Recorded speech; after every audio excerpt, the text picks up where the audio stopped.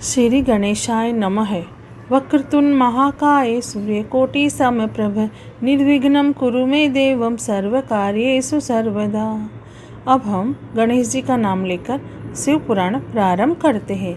ओम नमः शिवाय, ओम नमः शिवाय, ओम नमः शिवाय। भोले बाबा को, शंकर भगवान को कोटि कोटि प्रणाम। शिव पुराण में श्री रुद्र संहिता के द्वितीय खंड में 38वां अध्याय प्रारंभ करते हैं। दधीचि शुभ विवाद। सूत जी कहते हैं, हे महर्षियों, ब्रह्मा जी के द्वारा कही हुई कथा को सुनकर नारद जी आश्चर्यचकित हो गए तथा उन्होंने ब्रह्मा जी से पूछा कि भगवान विष्णु शिव जी को छोड़कर अन्य देवताओं के साथ दक्ष के यज्ञ में क्यों चले गए? क्या वे अद्भुत पराक्रम वाले भगवान शिव को नहीं जानते थे? क्यों श्री हरि ने रुद्रगणों के साथ युद्ध किया? कृपया कर मेरे अंदर उठने वाले इन प्रश्नों के उत्तर देकर मेरी शंकाओं का समाधान कीजिए। ब्रह्मा जी ने नारद जी के प्रश्नों के उत्तर देते हुए कहा, हे मुनि श्रेष्ठ नारद, पूर्व काल में राजा शुभ की सहायता करने वाले श्री हरि को दधीचि मुनि ने शाप दे दिया था, इसलिए वे भूल गए और दक्ष के यज्ञ में चले गए। प्राचीन काल में दधीचि मुनि महातेजस्वी राजा शुभ के मित्र थे, परंतु बाद में उन दोनों के बीच बहुत बड़ा विवाद खड़ा हो गया। विवाद के कारण मुनि दधीचि का 4 वर्णों ब्राह्मण, क्षत्रिय, वैश्य और शूद्र में ब्राह्मणों को श्रेष्ठ बताना था, परंतु राजा शुभ जो कि धन वैभव के अभिमान में डूबे हुए थे, इस बात से पूर्णतः असहमत थे। शुभ सभी वर्णों में राजा को श्रेष्ठ ही मानते थे। राजा को सर्वश्रेष्ठ और सर्ववेदमय माना जाता है, यह श्रुति भी कहती है, इसलिए ब्राह्मण से ज़्यादा राजा श्रेष्ठ है। हे दधीचि, आप मेरे लिए आदरणीय हैं। राजा शुभ के कथन को सुनकर दधीचि को क्रोध आ गया। उन्होंने इसे अपना अपमान समझा और शुभ के सिर पर मुक्के का प्रहार कर दिया। दधीचि के इस व्यवहार से मद में चूर शुभ को और अधिक क्रोध आ गया। उन्होंने वज्र से दधीचि पर प्रहार कर दिया। वज्र से घायल हुए दधीचि मुनि ने पृथ्वी पर गिरते हुए योगी शुक्राचार्य का स्मरण किया। शुक्राचार्य ने तुरंत आकर दधीचि मुनि के शरीर को पूर्ववत कर दिया। शुक्राचार्य ने दधीचि से कहा कि मैं तुम्हें महामृत्युंजय का मंत्र प्रदान करता हूँ। त्रयंबकम यजामहे, अर्थात हम तीनों लोकों के पिता भगवान शिव, जो सूर्य, सोम और अग्नि तीनों मंडलों के पिता है, सत्व, रज और तम आदि तीनों गुणों के महेश्वर है, जो आत्म तत्व, विद्या तत्व और शिव तत्व, पृथ्वी, जल व तेज सभी के स्रोत है, जो ब्रह्मा, विष्णु और शिव तीनों आधारभूत देवताओं के भी ईश्वर महादेव है, उनकी आराधना करते हैं। सुगंधिम पुष्टिवर्धनम, अर्थात जिस प्रकार फूलों में खुशबू होती है, उसी प्रकार भगवान शिव भूतों में, गुणों में, सभी कार्यों में, इंद्रियों में, अन्य देवताओं में और अपने प्रिय गणों में क्षारभूत आत्मा के रूप में समाये हैं। उनकी सुगंध से ही सबकी ख्याति एवं प्रसिद्धि है। पुष्टिवर्धनम, अर्थात वे भगवान शिव ही प्रकृति का पोषण करते हैं।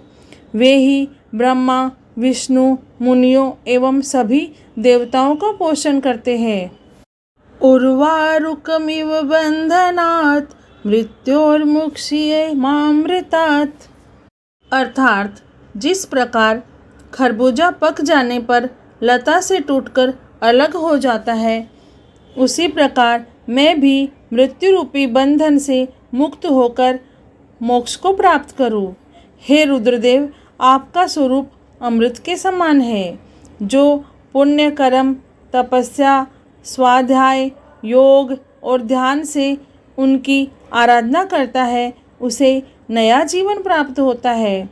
भगवान शिव अपने भक्त को मृत्यु के बंधनों से मुक्त कर देते हैं और उसे मोक्ष प्रदान करते हैं। जैसे उर्वा रुक अर्थात ककड़ी को उसकी बेल अपने बंधन में बांधे रखती है और पक जाने पर स्वयं ही उसे बंधन से मुक्त कर देती है। यह महामृत्युंजय मंत्र संजीवनी मंत्र है। तुम नियम पूर्वक भगवान शिव का स्मरण करके इस मंत्र का जाप करो। इस मंत्र से अभिमंत्रित जल को पियो। इस मंत्र का जाप करने से मृत्यु का भय नहीं रहता।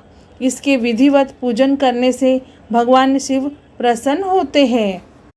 वे सभी कार्यों की सिद्धि करते हैं तथा सभी बंधनों से मुक्त कर मोक्ष प्रदान करते हैं। ब्रह्मा जी बोले, नारद दधीचि मुनि को इस प्रकार उपदेश देकर शुक्राचार्य अपने निवास पर चले गए। उनकी बातों का दधीचि मुनि पर बड़ा प्रभाव पड़ा और वे भगवान शिव का स्मरण कर उन्हें प्रसन्न करने के लिए तपस्या करने वन में चले गए। वन में उन्होंने प्रेम पूर्वक भगवान शिव का चिंतन करते हुए उनकी तपस्या आरंभ कर दी। दीर्घकाल तक वे महामृत्युंजय मंत्र का जाप करते रहे। उनकी इस निस्वार्थ भक्ति से भक्त वत्सल भगवान शिव प्रसन्न होकर उनके सामने प्रकट हो गए। दधीचि ने दोनों हाथ जोड़कर शिवजी को प्रणाम किया। उन्होंने महादेव जी की बहुत स्तुति की। शिव ने कहा, मुनि श्रेष्ठ दधीचि, मैं तुम्हारी इस उत्तम आराधना से बहुत प्रसन्न हुआ हूँ। तुम वर मांगो, मैं तुम्हें मनोवांछित वस्तु प्रदान करूँगा। यह सुनकर दधीचि हाथ जोड़े नतमस्तक होकर कहने लगे, हे देवादिदेव करुणा निधान महादेव जी, अगर आप मुझ पर प्रसन्न हैं तो कृपा कर मुझे 3 वर प्रदान करें। पहला यह कि मेरी अस्थियां वज्र के समान हो जाए। दूसरा, कोई मेरा वध न कर सके अर्थात मैं हमेशा अवध्य रहूं। और तीसरा कि मैं हमेशा अधीन रहूं, कभी दीन न होऊं। शिवजी ने तथास्तु कहकर 3 वर दधीचि को प्रदान कर दिए। तीनों मनचाहे वरदान मिल जाने पर दधीचि मुनि बहुत प्रसन्न थे। वे आनंद मग्न होकर राजा शुभ के स्थान की ओर चल दिए।